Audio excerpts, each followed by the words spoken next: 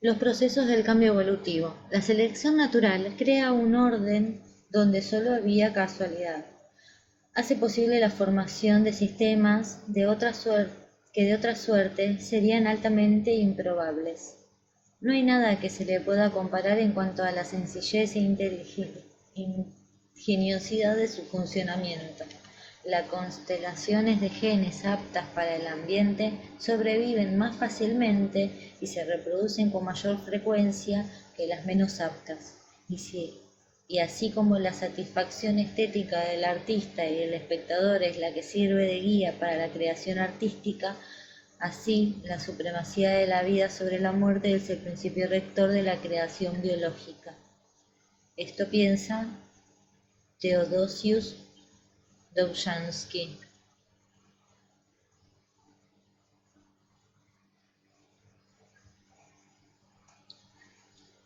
Curtis, capítulo 19. Los procesos del cambio evolutivo. La dinámica del cambio evolutivo puede explicarse a partir de unos pocos procesos básicos: la selección natural, la mutación, el flujo génico resultante de la migración, la deriva genética y el patrón de apareamiento. Algunos de estos procesos se consideran determinísticos, ya que mediante la estimación del valor de ciertos parámetros es posible generar modelos matemáticos que permitan predecir el comportamiento del proceso a través de las generaciones.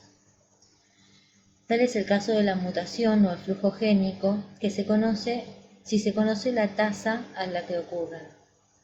También es el caso de la selección natural si se logra estimar la aptitud relativa, el fitness, de los distintos genotipos en un ambiente determinado.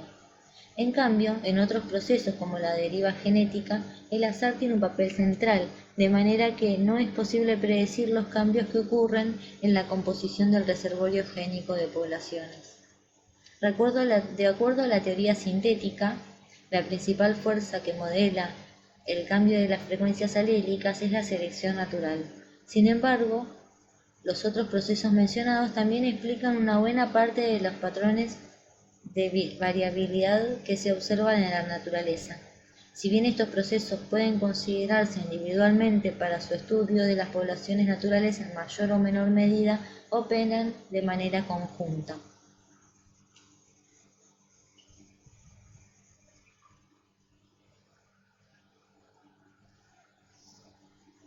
Procesos que cambian las frecuencias génicas. Un doble papel para las mutaciones. La aparición de mutaciones es de importancia central en la evolución, ya que es la fuente de toda variación y provee así la materia prima del cambio evolutivo, es decir, las variaciones sobre las que operan los procesos del cambio evolutivo en las poblaciones. Sin embargo, la mutación es poco efectiva como factor de cambio de las frecuencias génicas. Como sabemos, en la naturaleza, las mutaciones ocurren espontáneamente y al azar respecto a los potenciales requerimientos del ambiente. La tasa de mutación espontánea, en general, es baja. Para las mutaciones detectables en el fenotipo, esta tasa varía de 1 en 1000 a 1 en 1.000.000 por gameto por generación, según el gen y el organismo estudiado. En efecto, diferentes genes y hasta diferentes alelos del mismo gen pueden tener distintas tasas de mutación, tal vez debido a las diferencias en la composición de nucleótidos del gen o del alelo en cuestión y a su composición en el cromosoma y a su posición en el cromosoma. Aunque la incidencia de la mutación en cualquier gen o en cualquier individuo particular es baja, el número de nuevas mutaciones que se originan por generación en la población considerada globalmente es muy alto.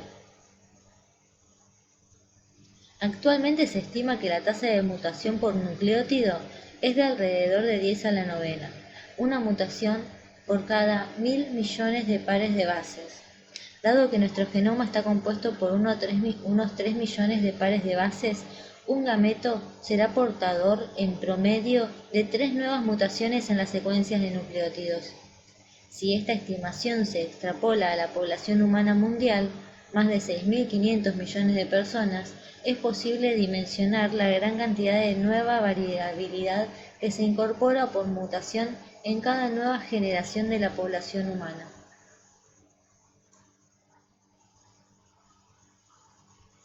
Flujo de genes, ingreso o egreso de alelos en una población. El movimiento de individuos entre poblaciones se conoce como migración. A su vez, los individuos migrantes se reproducen en su nueva población. El efecto neto es el intercambio de genes entre poblaciones, que se denomina flujo génico. Como ocurre en las plantas y en muchos invertebrados acuáticos, el flujo génico puede ser resultado del movimiento de gametos entre las poblaciones.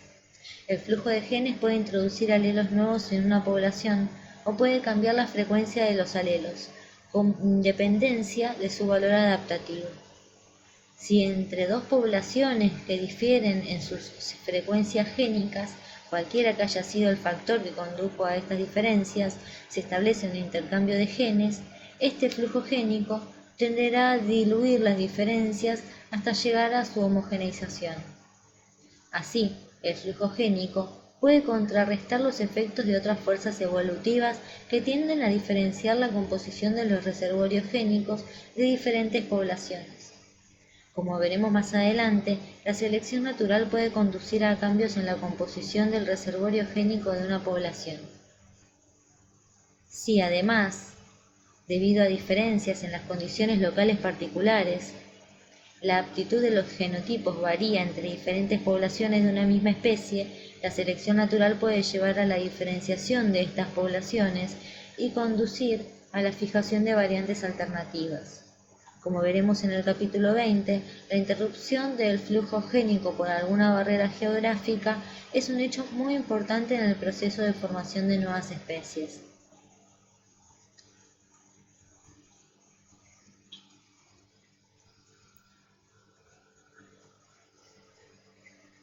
La deriva genética. Como vimos en el capítulo 18, el modelo de equilibrio de Hardy-Weinberg es válido solo si la población tiene un tamaño suficientemente grande como para que se apliquen las leyes de la probabilidad o leyes del azar.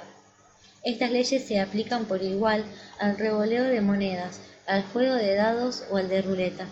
En monedas lanzadas al aire, aunque es posible que aparezcan caras 6 veces seguidas en promedio, aparecerá un 50% de caras y un 50% de secas. Cuanto más veces se arroje la moneda, se espera que la frecuencia entre cara y seca se aproximen más, un 50 a 50 respectivamente. Considérese un alelo como el alelo A minúscula que tenga una frecuencia del 1%. En una población de 1 millón de individuos diploides, habrá 20.000 alelos A minúscula. En el reservorio génico, recuerde que cada individuo diploide lleva 2 alelos de cada uno de los genes. En el reservorio génico de esta población habrá 2 millones de alelos de este gen particular, de los cuales el 1%, o sea 20.000, son alelos A minúscula. Pero en una población similar de solo 50 individuos, en las que el alelo A minúscula se presente también con una frecuencia del 1%, existiría apenas una copia, cuyo portador sería el único individuo. Si este individuo no pudiera aparearse o muriera antes de dejar descendientes, el alelo A minúscula se perdería por completo. O si aún lograra aparearse, existe solo una probabilidad del 50% que el alelo A minúscula se encuentre con el gameto exitoso.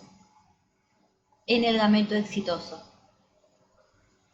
Un escenario diferente para la misma población, si de los 49 individuos que carecen del alelo A minúscula, 10 no lograran reproducirse, simplemente por azar, la frecuencia del alelo A minúscula habría aumentado de manera significativa de 1 en 100 a 1 en 80. Este cambio aleatorio en la composición del reservorio génico que ocurre como consecuencia del tamaño reducido de las poblaciones se denomina deriva génica. Los genetistas de poblaciones y otros biólogos evolutivos en general acuerdan que la deriva génica desempeña un papel significativo en la evolución de las poblaciones. Sin embargo, para analizar la importancia relativa de la deriva comparada con la selección natural, debe considerarse que los efectos relativos de estos dos procesos dependen de características de las especies, como su ciclo de vida, su sistema de apareamiento, la estructura y el tamaño de las poblaciones. En ese sentido, es importante señalar que ambos procesos actúan en forma simultánea y que la evolución de las frecuencias alélicas de un gen determinado depende de un fino equilibrio entre el tamaño de la población y la intensidad de la selección. Por ejemplo, en poblaciones de gran tamaño, donde el apareamiento de los organismos es aleatorio, es probable que la incidencia de la deriva génica sea menor que la de la selección natural. Por el contrario, en poblaciones pequeñas o fragmentadas, el efecto de la deriva génica será mucho más intenso. Aunque la deriva génica cobre vigencia especialmente en poblaciones de tamaño reducido, su importancia se ha demostrado con claridad en al menos dos situaciones: el efecto fundador y el cuello de botella. Empecemos hablando del efecto fundador.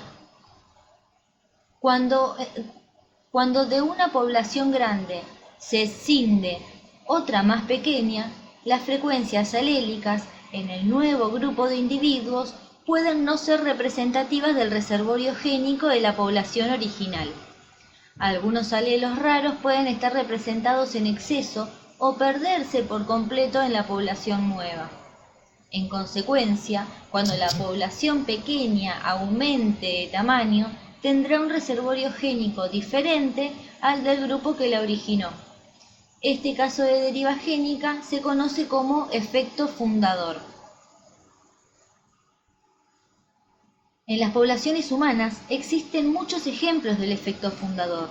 Uno de ellos es el caso de los miembros de la antigua orden de los Amish en Lancaster, Pensilvania, un grupo que emigró desde Alemania a Suiza y de allí a los Estados Unidos en el siglo XVIII. Los Amish presentan una altísima frecuencia de un alelo recesivo que en el estado homocigótico causa la combinación de enanismo y polidactilia, dedos supernumerarios, conocido como síndrome de Ellis-Van Clever. Desde que este grupo se estableció en Pensilvania a principios de 1970, se registraron decenas de casos de esta deformidad congénita rara, casi tantos como en todo el resto de la población mundial. Se calcula que alrededor del 13% de los miembros de este grupo son portadores de este gen recesivo raro. La colonia completa, que se había mantenido virtualmente aislada del resto del mundo, fue fundada por unos pocos individuos entre los cuales, por azar, probablemente, uno o unos pocos eran portadores del alelo. Los altos niveles de consanguinidad que se producen en una comunidad cerrada, constituida por unos pocos miles de individuos, explican que este alelo recesivo se reúna con alta frecuencia en individuos homocigóticos que presentan los síntomas característicos de esta enfermedad genética. Ahora vamos a hablar del cuello de botella. Los cuellos de botella. Cuando el tamaño de una población se reduce drásticamente por un acontecimiento que tiene poca o ninguna relación con las presiones habituales de la selección natural, se produce otro caso de deriva genética, llamado cuello de botella. Un hecho ocurrido entre 1820 y 1880 proporciona un buen ejemplo. En esos años, el elefante marino septentrional fue objeto de una caza tan intensa en las costas de California y Baja California que casi se extinguió. Quedaron aproximadamente 20 a 100 individuos y desde 1884, año en que la población se declaró protegida, el número de individuos descendientes del pequeño grupo de sobrevivientes se incrementó hasta más de 175.000. Los estudios de muestras de sangre extraídas de 124 cachorros mostraron que todos eran homocigóticos para 21 locis génicos. lo cual indica, por comparación con otros grupos de mamíferos, una pérdida masiva de variabilidad genética. Un cuello de botella en una población no solo elimina por completo algunos alelos, en particular los que se encontraban en baja frecuencia, sino que también puede llevar a incrementos de las frecuencias de alelos relacionados con enfermedades génicas, que así puede pasar a estar representados en una proporción mayor en el reservorio génico. Por ejemplo, la alta incidencia de la enfermedad de Tay-Sachs entre los judíos askenazíes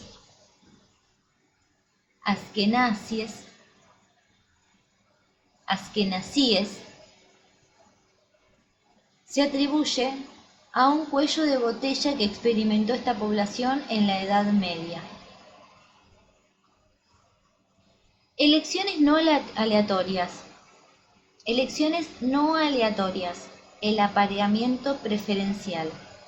El equilibrio de Hardy-Weinberg parte de la premisa de que el apareamiento en la población es al azar, o sea, panmíctico. Si en cambio los individuos de una población se aparean en forma aleatoria o preferencial, aunque las frecuencias génicas no cambian a lo largo de las generaciones, las genotípicas se aparearán a las frecuencias predichas. Se apartarán de las frecuencias predichas. Es decir, van a ser diferentes de p al cuadrado, 2pq y q al cuadrado. Una forma de apareamiento preferencial particularmente importante en las plantas es la autopolinización. En los animales, el apareamiento preferencial se expresa a menudo a través de comportamiento. Por ejemplo, en las poblaciones de gansos de las nieves coexisten ejemplares blancos y azules. Esta variabilidad en el color del plumaje constituye un caso de polimorfismo, ya que se trata de una característica heredable. Durante la época reproductiva, los gansos tienden a aparearse de preferencia con parejas de su mismo color. Si solo dos alelos intervienen en la determinación del color, uno que codifica el color azul y otro que codifica el blanco, en el transcurso de las generaciones disminuirán los heterocigotos e incrementarán los homocigotos. Así, el apareamiento preferencial puede provocar cambios en las frecuencias genotípicas sin producir cambios en la frecuencia de los alelos en cuestión. Sin embargo, todas las gansas de las nieves blancas o azules prefiriesen aparearse solo con machos azules. Algunos de los machos azules se aparean con más de una hembra y algunos de los machos blancos nunca llegan a aparearse. Ocurrirían cambios tanto en las frecuencias de los genotipos como en la de los alelos. Pero en este caso no solo se manifiestan las consecuencias del apareamiento preferencial, sino también las de la selección sexual. Las hembras eligen al macho según su fenotipo, y así ejercen una presión de selección sobre ciertos caracteres del macho. Analizaremos el caso de la selección sexual con más detalle en este capítulo.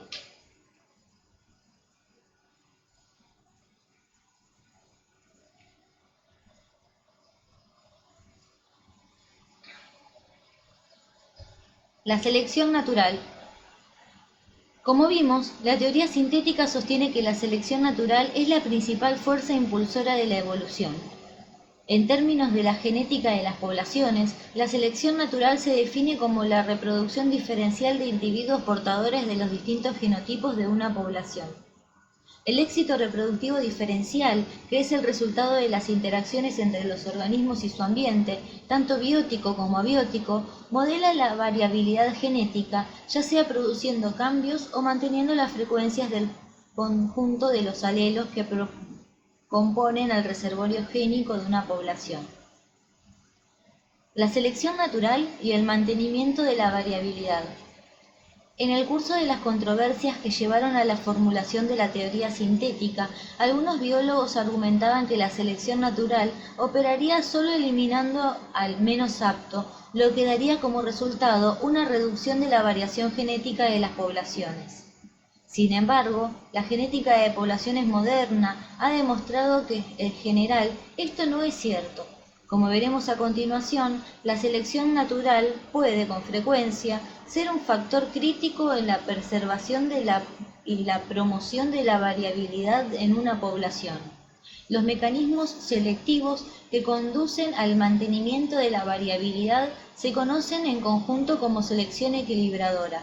Consideraremos solo dos de ellos, que ilustran el modo en el que diversas presiones selectivas pueden operar en forma simultánea. Coexistencia de distintas variantes. El polimorfismo equilibrado. El polimorfismo para cierta característica, ya sea morfológica, bioquímica o de comportamiento, es la coexistencia de dos o más variantes heredables fenotípicamente distintas dentro de una población. En algunos casos, conforme transcurre el tiempo, una variante va reemplazando gradualmente a la otra, como en el caso de la polilla moteada del abedul. Esto se denomina polimorfismo transitorio. Sin embargo, hay polimorfismos equilibrados, en los que las variantes coexisten a lo largo del tiempo en proporciones notablemente estables, por el efecto de la selección natural. Diferentes presiones de selección en un ambiente heterogéneo pueden conducir al mantenimiento de un polimorfismo. Uno de los ejemplos mejor estudiados de polimorfismo equilibrado es el de los caracoles terrestres, Cepaea hortensis. Esta especie presenta una gran variedad de colores en la concha. Estudios realizados en las poblaciones inglesas de este caracol revelaron las presiones selectivas que operan sobre ellos. Los caracoles viven en rocas, pantanos y bosques donde son capturados por los pájaros depredadores, entre los que se destacan los zorzales, que los capturan, los llevan hasta las zonas rocosas y los golpean hasta abrirlos para comer sus partes blandas. Comparando las proporciones de los diferentes tipos de conchas vacías de los caracoles depredados por los zorzales en cada subambiente con las proporciones de las colonias de caracoles cercanas, los investigadores establecieron correlaciones entre los patrones de coloración de las conchas y las características de cada hábitat. Así observaron que en humedales y turberas, donde el color de fondo es uniforme, los caracoles sin líneas negras se confunden mejor con el hábitat y quedan menos expuestos que los caracoles bandeados. De modo inverso, en las zonas de fondo heterogéneo, como en los pantanos o los bosques, es más probable que las víctimas sean los caracoles que carecen de bandas. Los hábitats más verdes tienen la mayor proporción de caracoles de conchas amarillas, mientras que los caracoles que viven sobre fondos oscuros, las conchas amarillas son mucho menos frecuentes. En este caso muestra que el polimorfismo se ha mantenido porque las presiones selectivas que operan sobre las diferentes variables son diferentes en los comportamientos de un ambiente heterogéneo para la especie. De esta manera, las variaciones genéticas que determinan el color y la formación de bandas en Cepaea hortensis han podido persistir para dar lugar a un polimorfismo equilibrado. Persistencia de polimorfismo debido a la superioridad de los heterocigotos. Los alelos recesivos, aun los que resultan perjudiciales en el estado homocigótico, pueden estar protegidos en el estado heterocigótico. A veces incluso pueden ser favorecidos por la selección. Este fenómeno en el que los heterocigotos tienen un éxito reproductivo mayor que cualquiera de los homocigotos se conoce como superioridad del heterocigoto y también contribuye a la preservación de la variabilidad genética. Uno de los ejemplos mejor estudiados es el de la anemia drepanocítica o falciforme, enfermedad que involucra un solo locus génico. Hasta hace muy poco, los individuos homocigóticos para la anemia falciforme rara vez vivían lo suficiente como para procrear. Por lo tanto, cada vez que dos alelos para anemia falciforme se reunían en un individuo homocigótico, con frecuencia ambos eran eliminados del reservorio génico. Por un tiempo se pensó que el alelo para la anemia falciforme se mantenía en la población por la afluencia continua de mutaciones nuevas, una mutación recurrente.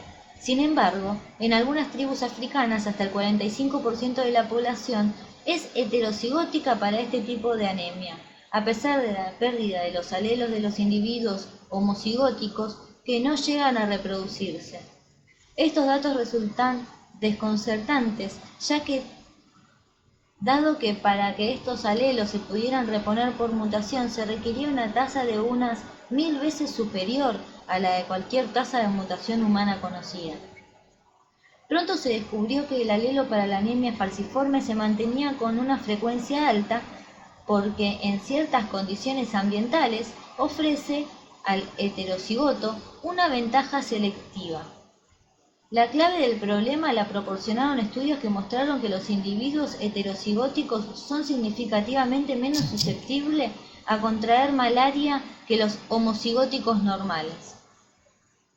En muchas regiones de África, la malaria es una de las causas principales de muerte, de modo que la protección que confiere el estado del portador heterocigótico del alelo mutante para la anemia falciforme es muy significativa. Así, aunque 2 alelos para hemoglobina falciforme se eliminarían cada vez que aparecen en el estado homocigótico, la selección a favor del heterocigoto mantiene el alelo en una frecuencia relativamente alta, un 11%, en el reservorio génico. Este ejemplo pone en evidencia el papel central de la selección natural en la promoción y mantenimiento de la variabilidad genética.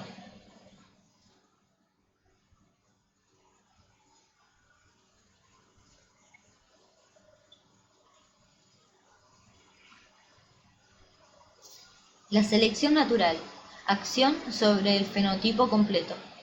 Los estudios de Cepaea demuestran que la selección natural actúa sobre todo el fenotipo. En la época de los primeros estudios de la genética de Drosophila, cuando se examinaba a las poblaciones de las moscas en busca de ejemplares de ojos blancos o alas cortas, el concepto del fenotipo era sinónimo de aspecto físico. Sin embargo, la teoría evolutiva actual considera que el fenotipo incluye características tan dispares como la temperatura óptima del funcionamiento de una enzima o la velocidad de respuesta a un estímulo. En suma, como vimos en el capítulo 8, el fenotipo incluye todos los atributos observables o mensurables en un sentido amplio, incluido el uso de metodologías diferentes de la simple inspección visual de un organismo. Por otra parte, el fenotipo es la expresión de interacciones complejas entre muchos genes de modo que una característica fenotípica particular puede ser el resultado de varias combinaciones genotípicas diferentes. Es muy raro que solo un alelo determine un fenotipo exitoso. En las polillas de la especie Biston betularia, la polilla moteada de abedul, si bien el color negro de las alas está determinada por un alelo único, hay otras características importantes que favorecen el escape de los depredadores hambrientos. Ellas incluyen el aspecto moteado, la capacidad de elegir un fondo adecuado o permanecer inmóviles sobre un tronco de un árbol y de colocarse correctamente, lo cual intensifica el efecto de semejanza con el ambiente o con otro organismo, conocido como mimetismo. Todo esto está determinado por diversos genes. El fenotipo no solo está determinado por las interacciones de los numerosos alelos que constituyeron al genotipo, también es producto de las interacciones del genotipo con el ambiente en el curso de la vida del individuo. Un buen ejemplo lo aportan los pinos Jeffrey.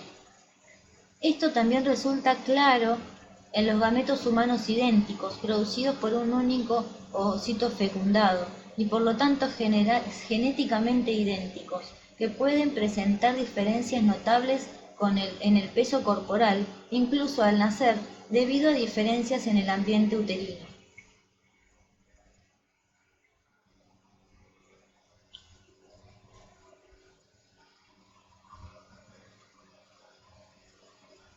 Como vimos en los ejemplos considerados hasta este momento, los resultados de la selección natural dependen de la interacción. No leí el título, perdón. Diversos tipos de selección natural.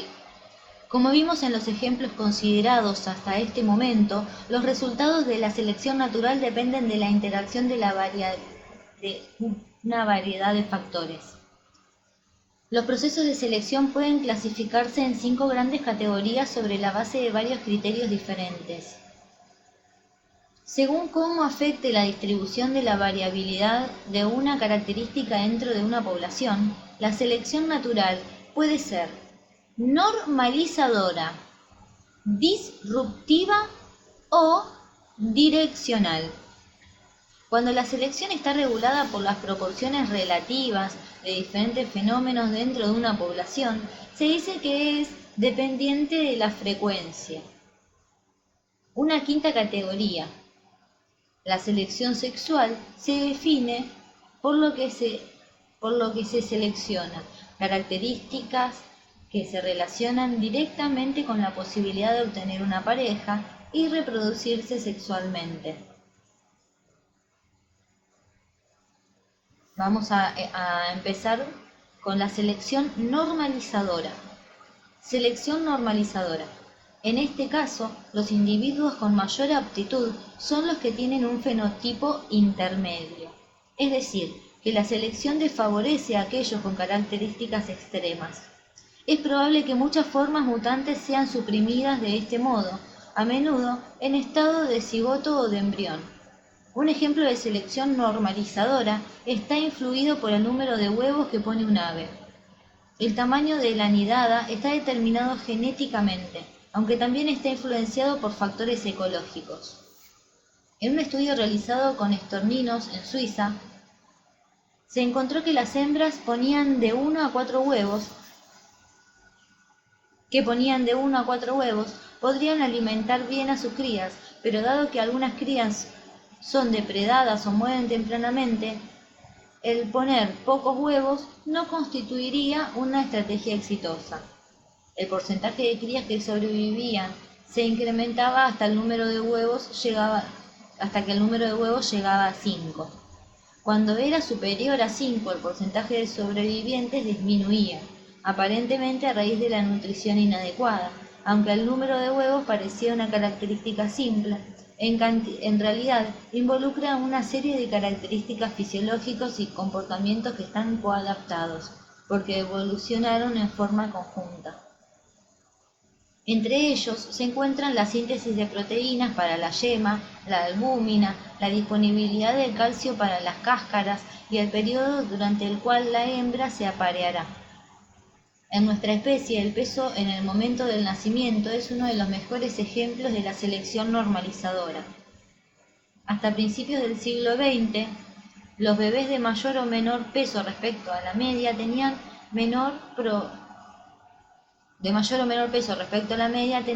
probabilidad de supervivencia, tal como lo indican los registros de nacimientos. Es probable que un fenómeno similar siga ocurriendo en algunas sociedades humanas actuales, en la que gran parte de la población, debido a la pobreza, tiene un acceso limitado a los recursos tecnológicos de la medicina contemporánea. Sin embargo, este tipo de selección normalizadora relacionada con el tamaño en el momento del nacimiento prácticamente ha desaparecido en los países ricos debido al cuidado perinatal de bebés nacidos con menor peso y a la práctica de cesáreas en el caso de bebés que por su gran tamaño podrían sufrir daños durante el parto. Vamos a hablar ahora de la selección disruptiva. Selección disruptiva. Este tipo de selección provoca el incremento de 2 tipos extremos de una población, a expensas de las formas intermedias, y pueden dar por resultado a largo plazo la formación de 2 especies nuevas. Un ejemplo de selección disruptiva, que también es un ejemplo de selección,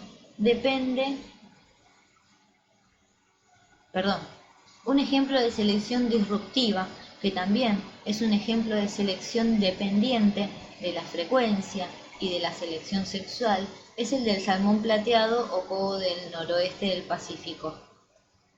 Esta especie desova en arroyos de agua dulce, en los que pasa su primer año de vida antes de emigrar al océano y alcanzar la madurez sexual. Luego, el pez retorna a su arroyo natal donde se reproduce y muere.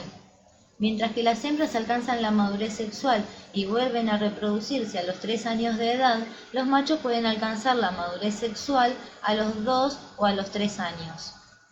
Los machos de 2 años tienen aproximadamente la mitad del tamaño de los machos de 3 años. La edad de maduración sexual, 2 o 3 años, está en parte determinada genéticamente.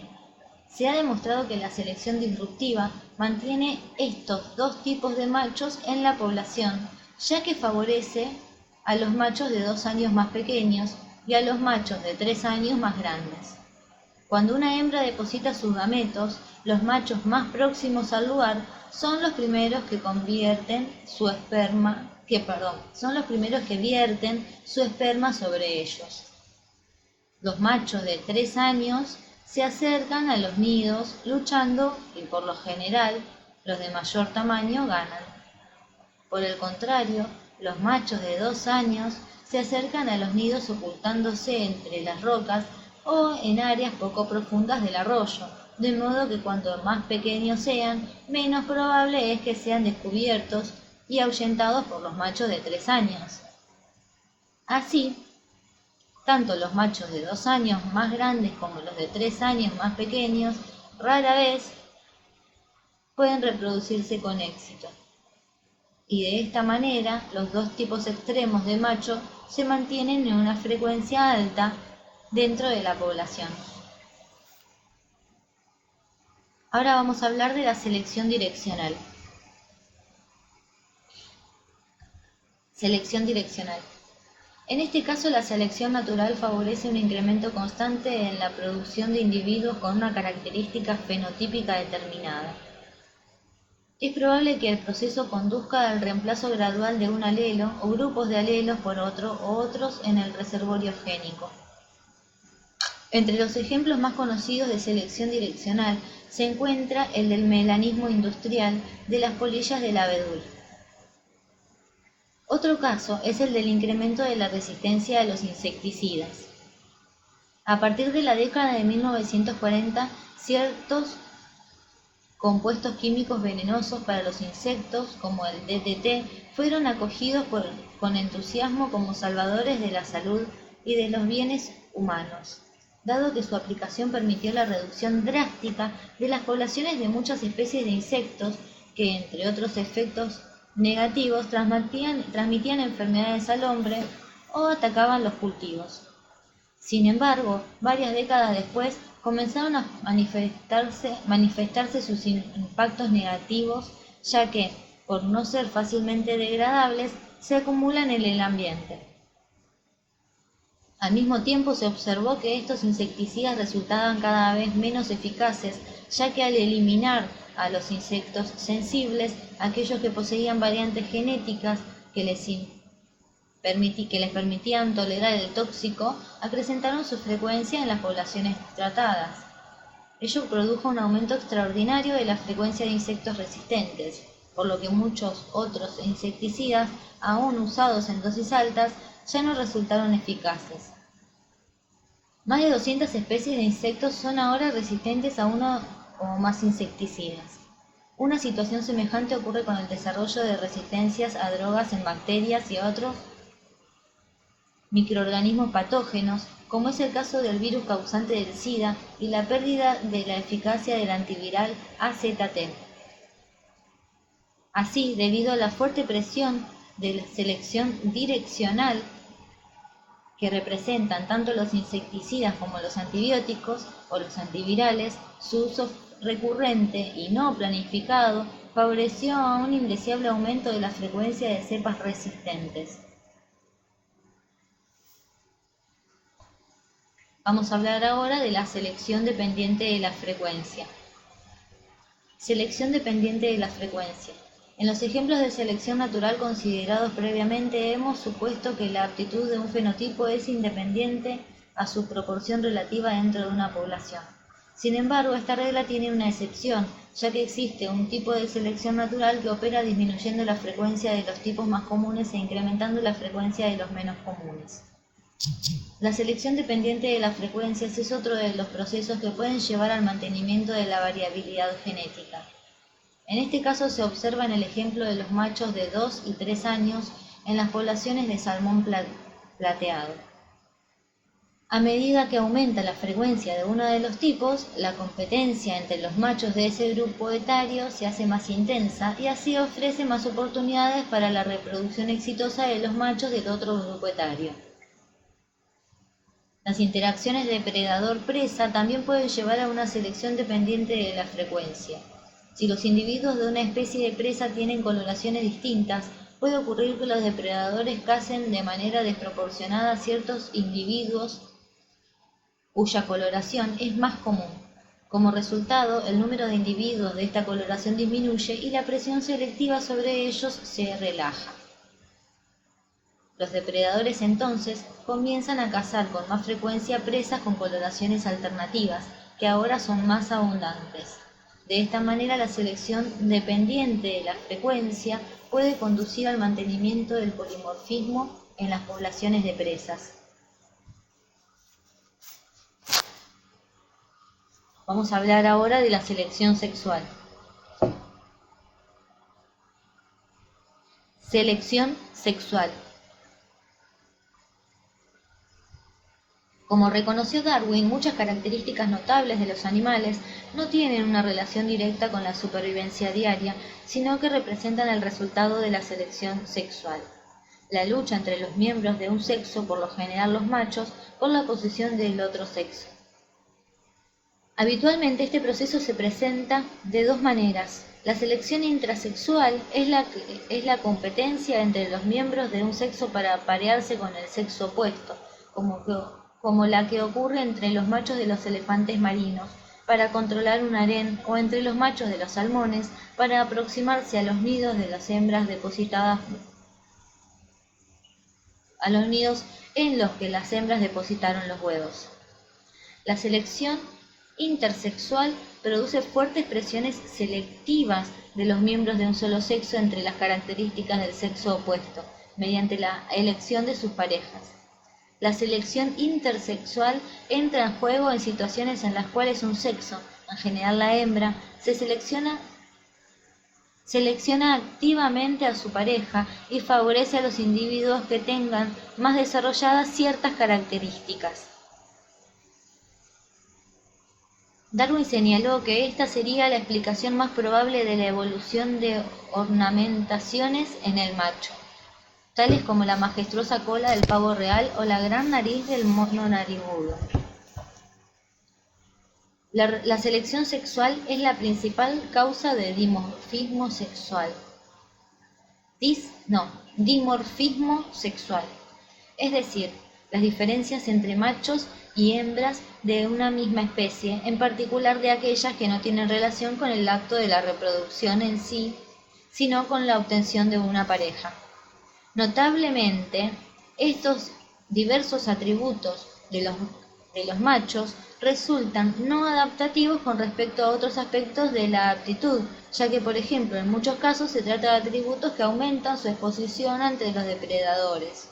Darwin, al reconocer que tales caracteres no hacen a los machos más aptos para sobrevivir en la lucha por la existencia, dio a la selección natural la categoría de un proceso diferente del de la selección sexual. Sin embargo, al definirse la aptitud estrictamente en términos de números relativos de progenie sobreviviente, esta distinción resulta innecesaria. La selección sexual sería simplemente una forma de selección natural. El resultado de la selección natural, la adaptación. El término adaptación puede tener varios significados en biología. Las adaptaciones en términos evolutivos son el resultado de la selección natural. Como señalamos, la selección natural implica interacciones entre organismos individuales, su ambiente físico y su ambiente biológico. Algunas adaptaciones pueden tener correlaciones claramente con presiones selectivas dadas por factores ambientales o por las relaciones que se establecen con otros organismos. En muchos casos, sin embargo, las adaptaciones son el resultado de interacciones complejas y soluciones de compromiso entre las diversas presiones selectivas que resultan más difíciles de identificar. Adaptación al ambiente físico, clinas y ecotipos. Algunas variaciones fenotípicas dentro de la especie siguen un patrón de distribución geográfica que puede correlacionarse con cambios graduales en factores físicos como temperatura, humedad u otras variables ambientales. Esta variación gradual de una característica o de un complejo de características correlacionadas con un gradiente ambiental se conoce como clina. Por ejemplo, entre los mamíferos, las orejas y la cola son relativamente más largas en las zonas más cálidas del área de distribución de las especies, dado que estas adaptaciones permiten que el animal irradie el calor con más eficiencia y así disminuya su temperatura. Las plantas proveen otro ejemplo de variación relacionada con la temperatura.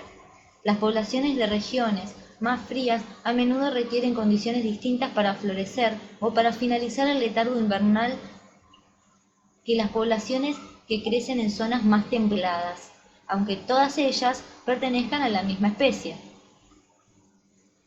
Una especie que ocupa muchos hábitats diferentes puede representarse características ligeramente diferentes en cada uno de ellos. Cada uno de estos grupos con fenotipos diferentes constituye un ecotipo. Ahora bien, las diferencias entre ecotipos son la expresión de las variaciones fenotípicas resultantes de la plasticidad de un mismo genotipo que se enfrenta a diferentes ambientes o representan diferentes variantes genéticas resultantes de la acción diferencial de la selección natural en distintas condiciones locales.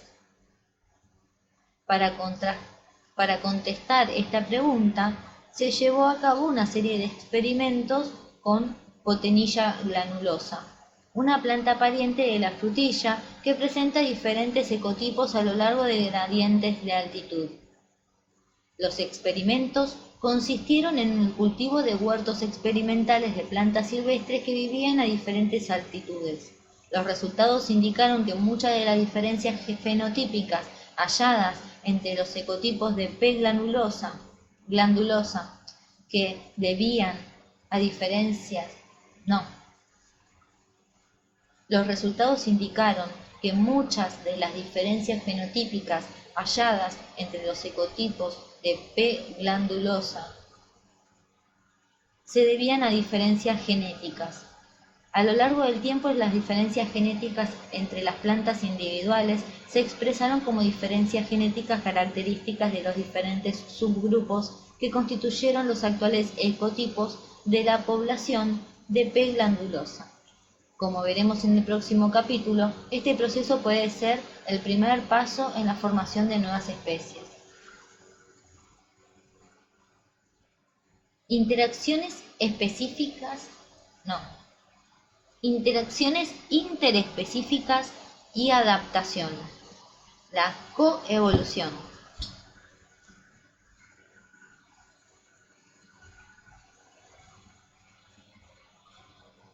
Cuando las poblaciones de dos o más especies establecen interacciones tan estrechas que cada una constituye una fuerza selectiva que opera sobre la otra, ocurren ajustes simultáneos que dan por resultado un proceso de coevolución. Uno de los ejemplos más sorprendentes es la coevolución de las plantas con flores y sus polinizadores. Las plantas, al ser inmóviles, tienen distintos medios por los cuales el gameto masculino alcanza al gameto femenino, primer paso necesario para la reproducción. En muchos tipos de plantas, la dispersión de los granos de polen es mediada por el viento. En otras, los vehículos son los insectos. En el curso de la historia evolutiva, es probable que en ciertos casos la polinización por insectos haya resultado más eficiente que la polinización por el viento. En las plantas más atractivas para los insectos habrían sido visitadas con más frecuencias, polinizadas y en consecuencia habían producido más semillas.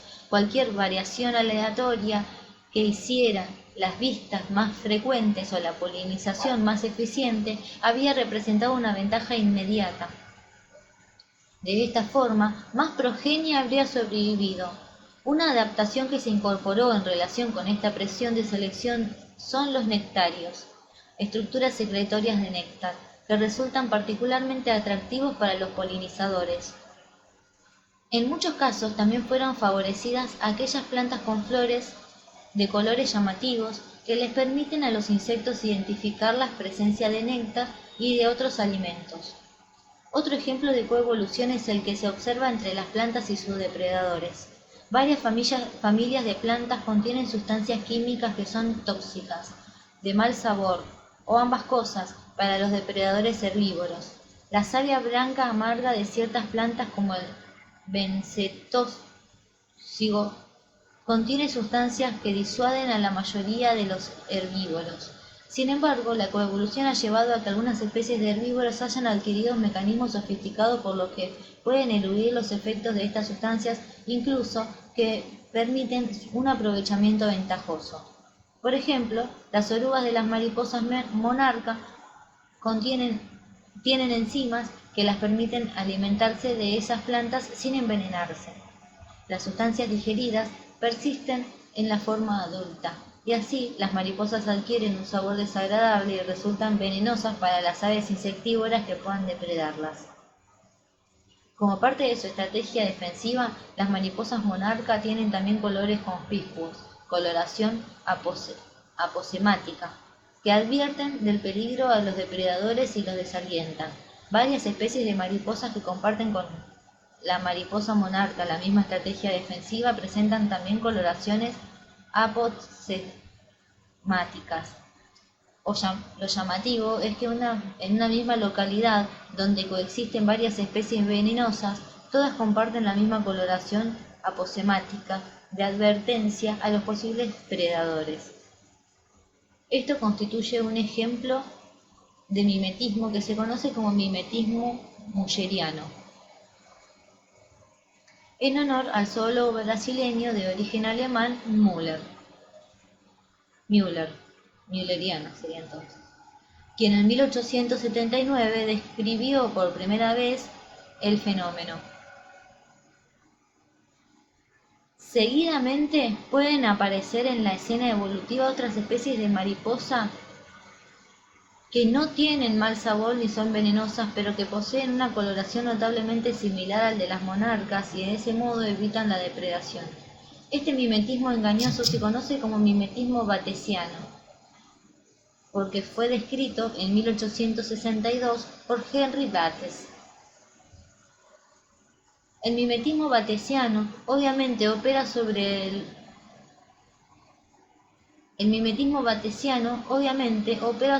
el beneficio de los organismos miméticos, semejante a los del verdadero mal sabor. Los miméticos müllerianos o modelos, por otra parte, se ven perjudicados, porque no solo sufren los ataques de los depredadores novatos, sino que también son los depredadores que han tenido su primera experiencia con los que no tienen mal sabor. Otro patrón de mimetismo es más ventajoso si el mimético batesiano es raro, o sea, si es menos probable que se lo encuentre a él que al de mal sabor. No es sorprendente que por lo general, en un área dada, los miméticos batesianos emerjan de las crisálidas después de que el modelo haya emergido de las suyas.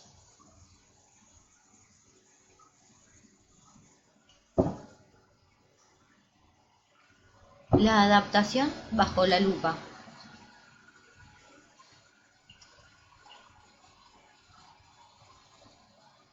Darwin expresó su cautela acerca del alcance explicativo de la selección natural cuando en el prólogo de El origen de las especies afirmaba: «Estoy convencido de que la selección natural ha sido el medio más importante, si bien no el único, de modificación». Sin embargo, a partir de 1940, los genetistas que adherían a la teoría sintética endurecieron su postura alrededor de este argumento. En este marco, toda característica de un organismo se interpretaba como una adaptación y por lo tanto como el resultado de la selección natural. 2 décadas más tarde comenzaron a exponerse las primeras críticas a esta postura ortodoxa. La primera de ellas fue planteada por la teoría neutralista, propuesta por Moto Kimura, quien sostenía que la enorme cantidad de variabilidad que se había detectado a nivel molecular en los años 1960-1970 es el resultado del equilibrio entre dos procesos que operan en forma simultánea: el origen por mutación de nuevas variantes que no confieren ventaja ni desventaja al portador, y la pérdida de variantes por deriva genética.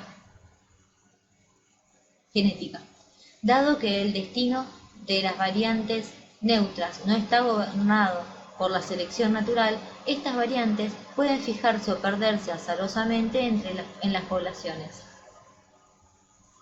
Algún tiempo después, a finales de la década de 1970, el paleontólogo estadounidense S. J. Gould, que vivió desde 1941 hasta el año 2002, y el genetista de poblaciones estadounidense Richard Lewontin presentaron públicamente una crítica al programa adaptacionista.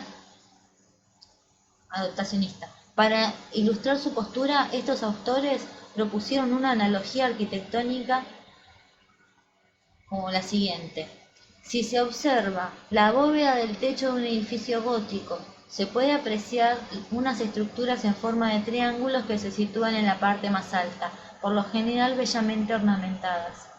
Si se piensa en la forma y en la función de esas estructuras triangulares, se podría suponer que fueron diseñadas especialmente con el objeto de ser portadoras de las pinturas que las adornan. Sin embargo, esta interpretación es errónea, ya que estas estructuras son el resultado inevitable de la yuxtaposición de dos arcos góticos. Solo cuando se conocen las características del proceso constructivo se comprenden las limitaciones arquitectónicas. Es posible reconocer en qué consiste cada estructura, mientras que el arco cumple una función. Las estructuras triangulares son consecuencias inevitables, simples emergentes. Apoyados en esta imagen, Gould y Lewontin se preguntan: ¿por qué insistimos en interpretar a toda característica de un organismo como si tuviera una función, un propósito? Entre las características de los seres vivos, algunas o muchas de ellas podrían ser emergentes o consecuencias de las restricciones que impone el desarrollo o la organización del desarrollo como un todo, de modo de que estas características no deberían interpretarse como adaptaciones. Otra de las críticas planteadas apunta a cuestionar la omnipotencia de la selección natural. ¿Puede la selección natural, actuando en forma constante, perfeccionar crecientemente las características de las especies hasta producir adaptaciones óptimas? La respuesta de los críticos es un no rotundo, ya que la selección natural no hace lo que quiere, sino lo que puede. El biólogo británico John Maynard Smith, que vivió desde 1920 hasta el año 2004, ha dicho: si no hubiera restricciones a lo que es posible, entonces el mejor fenotipo vivirá por siempre, escapará siempre de sus predadores y su fecundidad será infinita.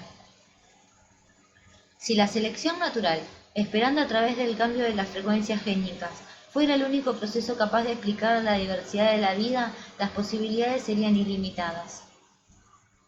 Existen diferentes factores que limitan la acción de la selección natural. En primer lugar, la historia del organismo que se acumula en el programa genético. Un conjunto de genes solo puede cambiar dentro de ciertos límites. No es posible, por ejemplo, que un insecto desarrolle una morfología mimética que simule una hoja, sin poseer una estructura previa que le sirva de base a esa adaptación. En segundo lugar, los cambios están limitados por los patrones del desarrollo, es decir, por una compleja secuencia de cambios que tiene lugar cuando un conjunto de genes despliega un programa que permite la construcción de un organismo. La diferenciación de los órganos y su integración en el seno de un sistema funcional global del cuerpo es un proceso tan delicado que no admite el mínimo error. Esto implica que el desarrollo se produce por bloques integrados que no pueden ser desmontados pieza por pieza. Finalmente, las posibilidades del cambio están acotadas por las limitaciones en la estructura, en la arquitectura del organismo. Por ejemplo, las posibilidades de aumento de tamaño de la concha de un molusco determinado tienen una restricción estructural, ya que está dada por las características del material que la forma. A partir de cierto tamaño, la concha solo podría aumentar sus dimensiones si el organismo utiliza otro tipo de materia para construirla. Otro tipo de restricción de la selección natural es la temporal. La evolución de una adaptación mediante cambio gradual es un proceso temporalmente largo, de modo de que si el ambiente donde vive la especie cambia más rápido, la característica deja de ser funcional antes de establecerse. Así, el cambio ambiental plantea nuevos requerimientos antes de que la selección natural haya alcanzado a establecer la adaptación para las condiciones que predominan cuando comenzó a desarrollarse. También hay restricciones dadas por la existencia de presiones selectivas contrapuestas, ya que muchos órganos están implicados en varios procesos. En estos casos, el resultado de la evolución llevará a un compromiso entre necesidades antagónicas, dado que puede ocurrir que mejore una función pero que se reduzca la diferencia de otra. Una idea equivocada y bastante frecuente acerca de la evolución es la de presentar a la selección natural como un principio perfeccionador, tan libre de trabas en su accionar que los organismos parecen estar protagonizando un juego de ingeniería que conduce a un diseño óptimo. El análisis de los factores que limitan el accionar de la selección natural demuestra cuán errada es esta concepción. La evolución, muy lejos de operar como un delicado ingeniero que diseña y construye a cada especie a partir de un plan preconcebido y materiales óptimos, se pareciera más a un zapatero remendón que pone parches sobre estructuras o funciones preexistentes. El propósito de este problema resulta interesante retomar. A propósito de este problema, resulta interesante retomar las ideas de Darwin expresadas en El origen de las especies. No debemos maravillarnos de que todas las disposiciones de la naturaleza no sean, hasta donde podemos juzgar, absolutamente perfectas, como en el caso mismo del ojo humano, ni de que algunas de ellas sean ajenas a nuestra idea de lo adecuado. No debemos asombrarnos de que el aguijón de la abeja, al ser utilizado contra un enemigo, ocasione la muerte de la propia abeja, de que se produzca gran número de zánganos para un solo acto, y de que sean luego matados por sus hermanas estériles, ni del asombroso derroche de polen de nuestros abetos, ni del odio instintivo de la reina a de las abejas hacia sus propias hijas fecundadas, ni de las ni de que los igneumónidos se alimenten en el interior del cuerpo de las orugas vivas. Lo raro, dentro de la teoría de la selección natural, es que no se hayan descubierto más cosas de falta absoluta de perfección.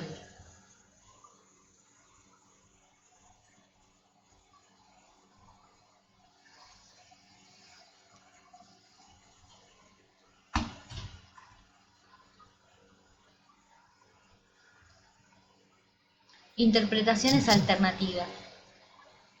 Si bien toda adaptación es una característica organística que se establece en forma gradual mediante un proceso de selección natural que permite acumular las pequeñas variaciones favorables, es necesario comprender que la afirmación inversa no es legítima, ya que no toda característica de un organismo representa una adaptación.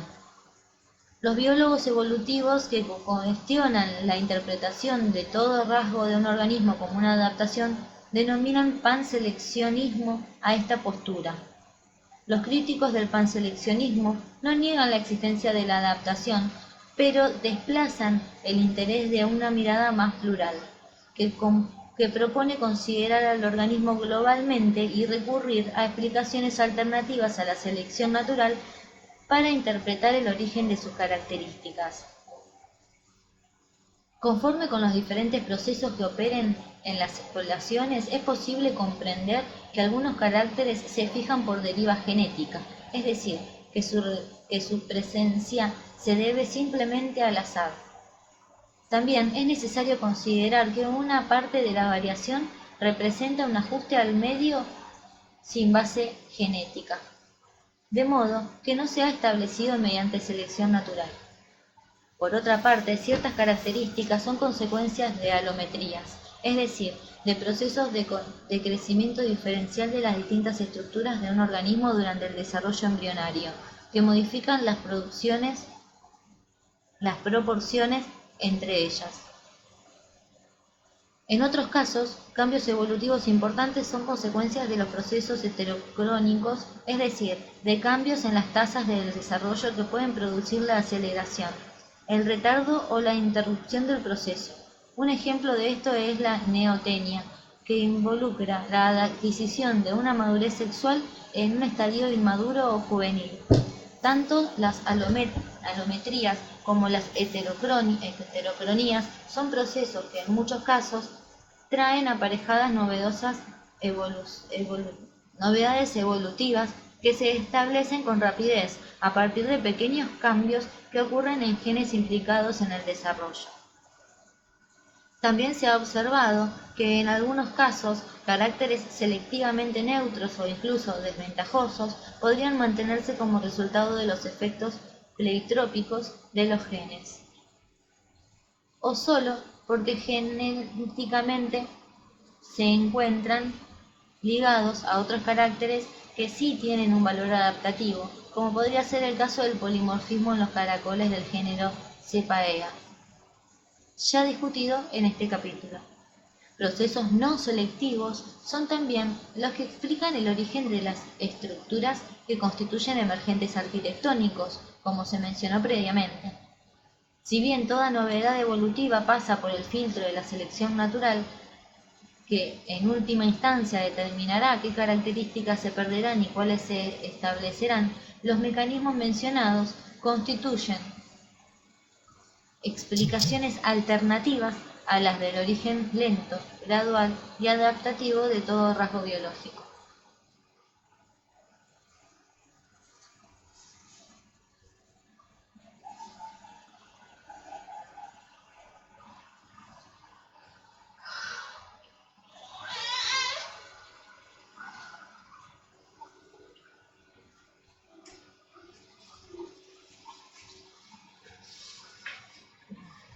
Adaptación. No. Aptación, adaptación y exaptación. No siempre la función que desempeña una estructura en un tiempo dado revela el proceso que explica su origen. En muchos casos, estructuras que se han establecido por procesos alternativos a la selección natural adquieren un valor adaptativo en un nuevo contexto y pasan entonces a ser modeladas por la selección natural. En otros casos, estructuras que se establecieron gradualmente por selección natural y adquirieron cierta función pasan a desempeñar una función diferente en otra etapa de la evolución.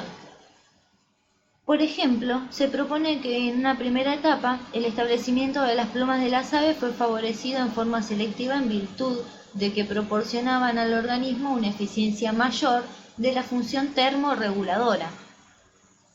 Posteriormente, cuando las plumas ya existían, comenzaron a desempeñar su papel actual, vinculado con la capacidad de vuelo. Otro caso similar es el de la vejiga natatoria. Todos los peces con aletas radiadas tienen este órgano, cuya función es la flotación, aunque su estructura recuerda a la del pulmón y que en algunos casos funciona como un mecanismo de respiración auxiliar. Muchos anatomistas piensan que la vejiga natatoria se constituyó sobre la base de la estructura previamente existente de un pulmón de los primitivos peces pulmonados. Ambos ejemplos muestran cómo una estructura que fue moldeada por selección natural en relación con la función determinada puede en otra etapa ser incorporada en forma selectiva en virtud de una función por completo diferente. Surgen entonces los siguientes interrogantes. Si una adaptación es una característica que se establece gradualmente mediante un proceso de selección natural, Es válido considerar que características establecidas por procesos no selectivos y que luego son incorporadas por la selección natural al desarrollo de una función constituyen adaptaciones. Es válido admitir que las segundas o las terceras funciones de la estructura ya establecida constituyen adaptaciones. Estos interrogantes apuntan a distinguir entre el proceso y sus resultados con el objeto de comprender más claramente la relación que existe entre las características de los organismos y el modo en el que éstas se establecen. Quienes señalaron el problema planteado en la década de 1980 fueron los biólogos estadounidenses Gould y Elizabeth Burbach, y proponían al mismo tiempo un nuevo concepto que permite distinguir los diferentes casos. Para situaciones en las que las funciones son secundariamente adaptativas, Gould y Burbach introdujeron el término exaptación.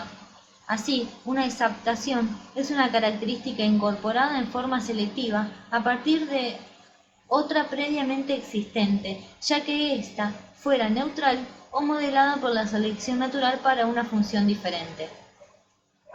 En la denominación introducida por estos autores, tanto las adaptaciones como las exaptaciones constituyen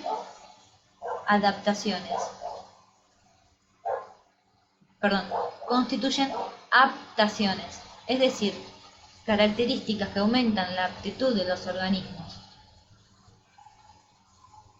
Del mismo modo, los caracteres neutrales o aquellos perjudiciales que se hubieran fijado por el azar se denominan no aptaciones.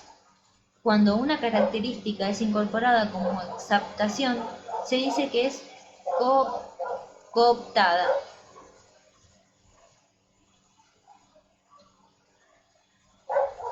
Por cierto, las exaptaciones son azarosas respecto de su cooptación, así como las mutaciones son azarosas respecto a su valor selectivo. Este modo de concebir las aptaciones implica también evitar el uso del término preadaptación. Este concepto se refiere a la existencia de estados incipientes de estructuras complejas que, si bien no cumplirían ninguna función, serían la base de futuras adaptaciones. Por ejemplo, una protoala no sería funcional para volar, de modo tal que no pueda considerarse una adaptación, pero como construiría un paso necesario para la construcción gradual de un ala, que sí es una adaptación, la protoala representaría una preadaptación. Este tipo de explicación involucra la concepción finalista, ya que ¿cómo puede una estructura estar preparada para una función para la cual no fue seleccionada?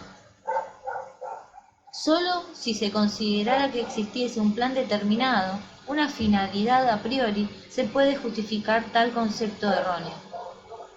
Los conceptos de aptación, exaptación y no aptación, junto con el de adaptación, permiten analizar el modo en que opera el proceso evolutivo con un enfoque más amplio, que hace innecesario el concepto finalista de preadaptación. Por otra parte, se pone de manifiesto que la variabilidad sobre la que opera la selección natural no está constituida solo por los pequeños cambios puntuales que introducen las mutaciones.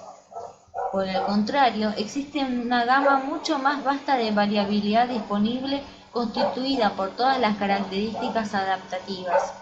Las exaptaciones y no las aptaciones y las no